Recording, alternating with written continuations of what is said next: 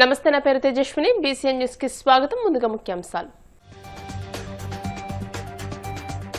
కాకినాడలో AM green ప్రాజెక్టుకు శంకుస్థాపన చేసిన CM Chandrababu, deputy CM Pawan Kalyan. Green ఎనర్జీలో ఏపీని దేశంలోనే అగ్రగామిగా నిలుపుతామని ఉద్ఘాటన. గ్రీన్ ఎనర్జీ పాలసీ ద్వారా పెట్టుబడులను ఆకర్షిస్తున్నామన్న డిప్యూటీ సీఎం పవన్ కళ్యాణ్. కాలుష్య రహిత ఇంధన ప్రయాణంలో ఇదో మైలురాయని వ్యాఖ్య. చంద్రబాబు అధికారంలోకి వచ్చిన దగ్గర నుండి రాష్ట్రంలో లోకేష్ రాసిన రెడ్ బుక్ రాజ్యాంగం అమలవుతుంది. మండిపడ్డ మాజీ మంత్రి విడుదల రజని. వాడపల్లి వెంకన్నాలయంలో ప్రత్యేక పూజలు, మంగళ వాయిద్యాల నడుమ శ్రీ స్వామి అమ్మవార్లకు మేల్కొలుపు సేవ, ఐశ్వర్యలక్ష్మి హోమం. చరిత్రను తిరగరాయడం తెలుగు వాళ్లకే సాధ్యమని, ప్రపంచ గతిని మార్చే శక్తి సామర్థ్యాలు మన వారికి ఉన్నాయని ముఖ్యమంత్రి చంద్రబాబు అన్నారు.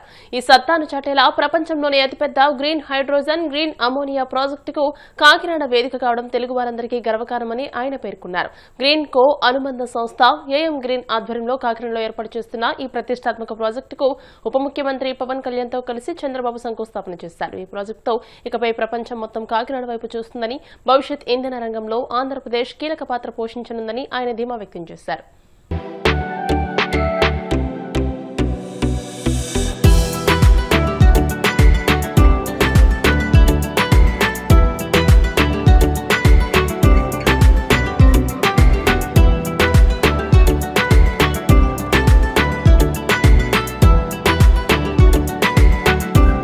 ట్రెడిషన్ కాపాడుకుంటూ ఈరోజు టెక్నాలజీ ప్రపంచంలోనే మొట్టమొదటిసారిగా లార్జెస్ట్ గ్రీన్ అమోనియా మన తెలుగువాడు అనిల్, అదే మరి మహేష్ కలిసి ఏఎం గ్రీన్ కో ఈరోజు ఏర్పాటు చేస్తున్నారంటే ఇది ఒక చరిత్ర. మామూలుగా మనకు ఒక అలవాటు ఉండేది, ఏదైనా ఒక ఇండస్ట్రీ పెట్టాలంటే ఒక రైస్ మిల్ పెడితే ఊర్లో వాళ్ళందరూ రైస్ మిల్ పెట్టేవాళ్ళు. కానీ ఈరోజు ఆ విధంగా కాకుండా వినూత్నమైన ఆలోచనలతో, ఇన్నోవేషన్తో ముందుకొచ్చారు. దీనికి మనస్ఫూర్తిగా ఇద్దరిని ప్రమోటర్స్ని, వారికి సహకరిస్తున్న ప్రతి ఒక్కరిని మనస్ఫూర్తిగా అభినందిస్తున్నాం. 2025 జనవరి 6వ తేదీన గ్రీన్ అమోనియాకి గ్రీన్ సిగ్నల్ ఇచ్చాం. అయితే ఇప్పటికే దీన్ని ఒక స్థాయికి తీసుకొచ్చారు. ఈరోజు నాకు ఏమాత్రం అనుమానం లేదు, 2027 మిడ్ కంతా, అంటే మే జూన్ కంతా కూడా మొదటి ప్రొడక్షన్ కాకినాడ నుంచి స్టార్ట్ అవుతుంది. 0.5 మిలియన్ టన్స్. ఇది ఒక చరిత్ర. ఒకప్పుడు చరిత్ర రాస్తే ఎవరో చేస్తే మనం చూసేవాళ్ళం, కానీ ఈరోజు చరిత్ర తిరగరాయడంలో తెలుగువాడు ముందున్నాడంటే గర్వపడుతున్నా, సంతోషిస్తున్నా. నిన్నే ప్రధానమంత్రి నరేంద్ర మోడీ గారు, జర్మన్ ఛాన్సలర్ గారు ఎంఓయు చేశారు. ఆ ఎంఓయు ప్రకారం కాకినాడలో గ్రీన్ అమోనియా ప్లాంట్ కూడా వస్తుంది.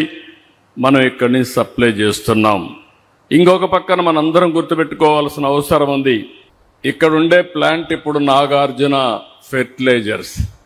ఎగ్జాక్ట్గా 82, 83 ఆరో తెలుగుదేశం పార్టీ అధ్యక్షులు, వ్యవస్థాపకులు ఎన్టీ రామారావు గారు రాష్ట్రం అంతా తిరుగుతూ ఉంటే, ఆ రోజు ఎన్నికల్లో అందరూ అడిగింది ఒక ఫెర్టిలైజర్ ప్లాంట్ కావాలని చెప్పి అడిగారు.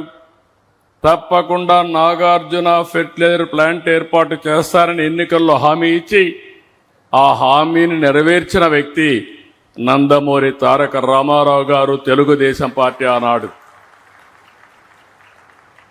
అదే ఆ రోజు మీరు చూస్తే గ్రే అమోనియా, అలాంటి గ్రే అమోనియాని ఈరోజు గ్రీన్ కో గ్రీన్ అమోనియాగా తయారు చేశారంటే మరొక చరిత్ర. 4 డికేడ్స్ తర్వాత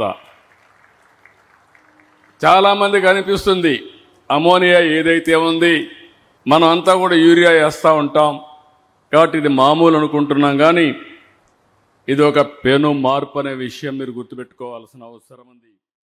బలమైన సంకల్పం ఉంటే ఏదైనా సాధించగలమని ఉప ముఖ్యమంత్రి పవన్ కళ్యాణ్ అన్నారు. కాకినాడలో 18,000 కోట్లతో ఏర్పాటు చేయనున్న ఏఎం గ్రీన్ అమ్మోనియా ప్రాజెక్టుకు చంద్రబాబు డిప్యూటీ సీఎం పవన్ కళ్యాణ్ శంకుస్థాపన చేశారు. అనంతరం ఏర్పాటు చేసిన సభలో డిప్యూటీ సీఎం మాట్లాడారు. అనేక కష్టనష్టాలను తట్టుకుని ఏఎం గ్రీన్ కంపెనీ పెట్టారని, పర్యావరణాన్ని పరిరక్షించుకుంటూ ముందుకు వెళుతున్నామని అన్నారు. గ్రీన్ హైడ్రోజన్ దిశగా మనం వేసే అడుగులు చాలా ముఖ్యమైనవని, ఈ గ్రీన్ ఎనర్జీ పాలసీ ద్వారా పెట్టుబడులను ఆకర్షిస్తున్నామని పవన్ కళ్యాణ్ అన్నారు.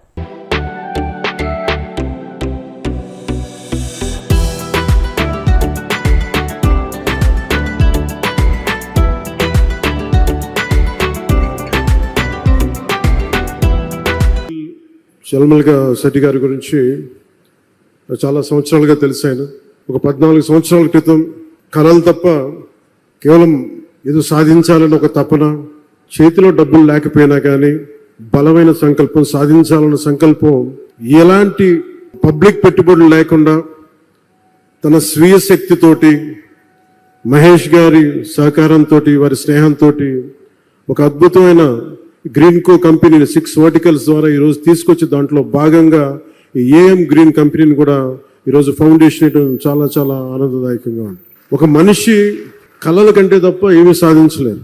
యూకేలో ఉంటూ విద్యార్థిగా ఇక్కడికి వచ్చి కేవలం సూట్ కేసులో ఒక జత బట్టలు, గుండెల నిండా కళలు తప్ప ఆ వ్యక్తికి ఏలు. కానీ ఈరోజు ఆయన సాధించిన విజయాలు చూస్తుంటే, ముఖ్యంగా కాకినాడలో పుట్టి పెరిగిన వాడు, ఇక్కడి నుంచి వెళ్ళి ఈ స్థాయిలో తిరిగి తన పుట్టిన స్థలానికి, ఆంధ్ర రాష్ట్రానికి, భారతదేశానికి చేస్తున్నందుకు మనస్ఫూర్తిగా వారికి నా హృదయపూర్వక అభినందనలు తెలియజేస్తున్నాను. గౌరవ ముఖ్యమంత్రి గారు పదే పదే చెప్తా ఉంటారు, గవర్నెన్స్ అనేది ఒక కంటిన్యూటీ. అది ప్రభుత్వాలు మారచ్చు, పార్టీలు మారచ్చు, కానీ ప్రభుత్వం మటుకు స్థిరంగా ఉంటుంది. గత ప్రభుత్వాల్లో, ముఖ్యంగా ప్రత్యేకించి గత ప్రభుత్వంలో పారిశ్రామికవేత్తలకి ఎలాంటి ఇబ్బందులు ఉన్నాయో అలాంటివి తెలుసు.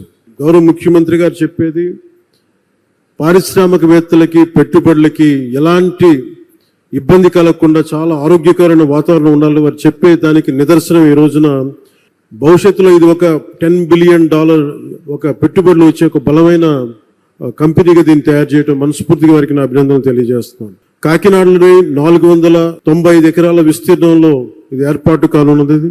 సంవత్సరానికి 1.5 మిలియన్ మెట్రిక్ టన్నుల గ్రీన్ అమ్మోనియా ఉత్పత్తి లక్ష్యంగా నిర్దేశించబడింది. 15,600 కోట్లు పెట్టుబడులు ఉండగా దానికి అనుసంధానంగా సుమారు $8 బిలియన్ అంటే దాదాపు 60, మన డబ్బులు చెప్పాలంటే 66,400 కోట్ల విలువైన రెన్యూబుల్ ఎనర్జీ పెట్టుబడులు కూడా భవిష్యత్తులో సాధ్యమవుతుంది. 2027 చివరి తొలి దశ కమిషనింగ్ లక్ష్యంగా రెన్యూబుల్ ఎనర్జీ ఆధారిత క్లీన్ ఎనర్జీ కేంద్రంగా ఈ ప్రాజెక్టు రూపుదిద్దుకోబోతుంది.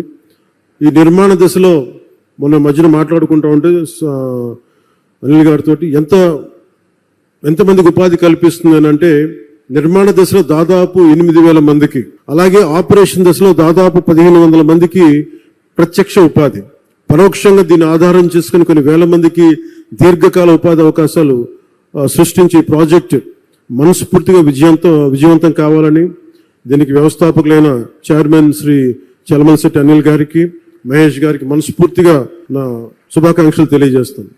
గౌరవ ప్రధానమంత్రి శ్రీ నరేంద్ర మోదీ గారి సారథ్యంలోని కేంద్ర ప్రభుత్వ సహకారంతో గౌరవ ముఖ్యమంత్రి శ్రీ చంద్రబాబు నాయుడు గారి నాయకత్వంలోని కూటమి ప్రభుత్వం పర్యావరణాన్ని పరిరక్షించుకుంటూ అభివృద్ధిలో రాష్ట్రాన్ని అగ్రగామిగా నిలిపే దిశగా అడుగులు వేస్తోంది.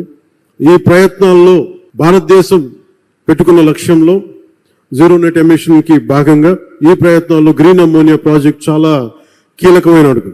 రెన్యూబుల్ ఎనర్జీ రంగాన్ని ప్రోత్సహిస్తూ ఈ రంగంలో ఆంధ్రప్రదేశ్నే దేశంలో మొదటి స్థానంలో నిలపాలన్నదే నారా చంద్రబాబు నాయుడు గారి నాయకత్వంలో కూటమి ప్రభుత్వం లక్ష్యం. దానికి ఈరోజు ఏం గ్రీన్ ఎనర్జీ దీనికి ముందడుగు వేయటం చాలా చాలా ఆనందంగా. పల్నాడు జిల్లాలో రెడ్ బుక్ రాజ్యాంగం అమలవుతుందని మాజీ మంత్రి విడుదల రజని అన్నారు. పిన్నెలి గ్రామానికి చెందిన వైసీపీ కార్యకర్త సాల్మాన్ హత్యతో పాటు పోలీసుల వైఖరిని నిరసిస్తూ నరసరావుపేటలోని అంబేద్కర్ విగ్రహం వద్ద వైసీపీ ఎస్సీ సెల్ ఆధ్వర్యంలో నిరసన ధర్నా నిర్వహించారు. ఈ సందర్భంగా విడుదల రజని మాట్లాడుతూ వైసీపీ దళిత కార్యకర్త సాల్మన్ ను టీడీపీ నేతలు అత్యంత దారుణంగా కొట్టారని, దీంతో అతను కోమాలోకి వెళ్తే సాల్మన్ బంధువులు పోలీసులకు ఫోన్ చేసినా స్పందించలేదని అన్నారు. పైగా ఊరిలోకి ఎవరు తిరిగి రమ్మన్నారని మాట్లాడడం బాధాకరమని అన్నారు. చంద్రబాబు అధికారంలోకి వచ్చిన దగ్గర నుంచి రాష్ట్రంలో అంబేద్కర్ రాసిన రాజ్యాంగం అమలు కావడం లేదని, లోకేష్ రాసిన రెడ్ బుక్ రాజ్యాంగం అమలవుతుందని దుయ్యబట్టారు. ముందా సాల్మన్ అనేటువంటి ఒక దళితుడిని దారుణంగా, మానుషంగా, ఎంత మూర్ఖంగా అక్కడ ఉన్నటువంటి టీడీపీ నాయకులు అతన్ని రాడ్లతో తల మీద కొట్టి చంపడం మీరందరూ కూడా చూశారు. మరి ఆ చనిపోయిన అతను మనం చూసినట్టయితే అతని బంధువులు అతను రాడ్లతో బలంగా కొట్టి అతను కోమాలోకి పోయిన తర్వాత వాళ్ళ బంధువులు పోలీసులకు ఫోన్ చేసి ఈ విధంగా దాడి జరిగింది, కొన ప్రాణాలతో ఇబ్బంది పడుతున్నారు, హాస్పిటల్కి తీసుకువెళ్తున్నాము, ఈ ఇన్సిడెంట్ జరిగిందని పోలీసులకు అతని బంధువులు ఫోన్ చేసి చెప్తే పోలీసులు ఫోన్ లో ఏం మాట్లాడుతున్నారు, అతనితో ఎవరు రమ్మన్నారు, ఎందుకు వచ్చారు, ఊర్లోకి మీరు రావద్దు కదా అని చెప్పి పోలీసులు ఈ విధంగా స్పందించారు. ఎంత బాధాకరం అండి, ఎంత దారుణం పోలీసులు ఈ విధంగా స్పందించడము. లా అండ్ ఆర్డర్ కాపాడాల్సినటువంటి ఇలా పోలీసులు ఇప్పటికే పిన్నెలి గ్రామంలో ఎలక్షన్ అయిపోయిన దగ్గర నుంచి ఈ 18 నెలల కాలంలో 200 మంది పైగా కుటుంబాలు బయట ఉంటే మరి ఎవరు రమ్మన్నారు అని చెప్పి, ఇతను ఎవరు రమ్మన్నారు అని చెప్పి వాళ్ళ బంధువులతో ఈ విధంగా మాట్లాడుతున్నారంటే లా అండ్ ఆర్డర్ కాపాడాల్సినటువంటి పోలీసులే ఇలాంటి హత్యల్ని, ఇలా గూండాల్ని, ఇలాంటి రౌడీజాల్ని ప్రోత్సహిస్తున్నారా అని మనకు అర్థమవుతా ఉంది. చంద్రబాబు నాయుడు గారు వచ్చిన దగ్గర నుంచి కూడా పొలిటికల్ గవర్నెన్స్ పక్కన పెట్టి రెడ్ బుక్ గవర్నెన్స్ పూర్తి స్థాయిలో కూడా ఇప్పటి వరకు కూడా పూర్తి స్థాయిలో అమలు చేస్తా ఉన్నారు. మరి మా పల్నాడులో అయితే ఎక్కువ, ఎందుకంటే గవర్నమెంట్ పోయిన తర్వాత చూసాం నడి రోడ్డు మీద వినుకొండలో రషీద్ ఏ విధంగా నరికి హత్య చేశారో మనం చూసాము. ఇలా అనేక ఎగ్జాంపుల్స్ రాష్ట్రంలో ఉన్నాయి, కొనసాగుతూనే ఉన్నాయి. ఇప్పుడు ఈ ముందా సాల్మన్ ని కూడా మనం చూసాము ఏ విధంగా హత్య చేశారు. అంటే పోలీసులు లా అండ్ ఆర్డర్ ని పూర్తిగా కూడా వాళ్ళ చేతుల మీదకి తీసుకొని ఏ విధంగా ప్రవర్తిస్తున్నారు అనే విషయాన్ని రాష్ట్ర ప్రజలందరూ కూడా గమనిస్తా ఉన్నారు. తన భార్యకు బాలేదని చెప్పి గ్రామానికి వచ్చి తనకి చూపిద్దామని ఇంటికి వచ్చినటువంటి అతన్ని మరి ఏ విధంగా టీడీపీ వాళ్ళు హత్య చేశారో మనమంతా కూడా చూస్తా ఉన్నాము. కాబట్టి మేము వైఎస్ఆర్ కాంగ్రెస్ పార్టీ ఒకటే డిమాండ్ చేస్తా ఉంది, ఎవరైతే ఒక దళితుడిని ముందా సాల్మన్ మా వైఎస్ఆర్ కాంగ్రెస్ పార్టీ కార్యకర్తను హత్య చేశారో వాళ్ళ మీద తక్షణమే యాక్షన్ తీసుకుని వాళ్ళని అరెస్ట్ చేయాలి. ఎవరైతే ఈ పోలీసులు ఉన్నారో అక్కడ ఉన్నటువంటి సిఐ, ఆ ఎస్ఐ ఎవరైతే ఉన్నారో వాళ్ళని ఇమీడియట్ గా కూడా సస్పెండ్ చేయాలని వైఎస్ఆర్ కాంగ్రెస్ పార్టీ డిమాండ్ చేస్తా ఉంది.